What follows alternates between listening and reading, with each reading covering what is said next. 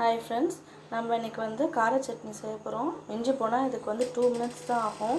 இதில் நான் ஒரு 10 வரமிளகா, கொஞ்சோண்டு கல்லுப்பு ஆட் பண்ணிக்கிறேன். இதை இப்போ நம்ம கிரைண்ட் பண்ணிட்டு வந்துடலாம். இந்த மாதிரி கிரைண்ட் பண்ணதுக்கப்புறம் இங்கே ஒரு கொத்து கருவேப்பிலை, கொஞ்சோண்டு சின்ன வெங்காயம், ஒரு 4-5 பல் பூண்டு இதை எடுத்து வச்சுக்கிறேன். இதையும் போட்டு நம்ம நைஸாக அரைச்சிக்கலாம். அதுலேயே ஒரு 2 தக்காளி கட் பண்ணி போட்டுக்கிறோம். இதையும் நம்ம கிரைண்ட் பண்ணிட்டு வந்துடலாம். அவ்வளோதான், நம்மளோட சட்னி ரெடி. இப்போ நம்ம தாளித்து கொட்டிடலாம்.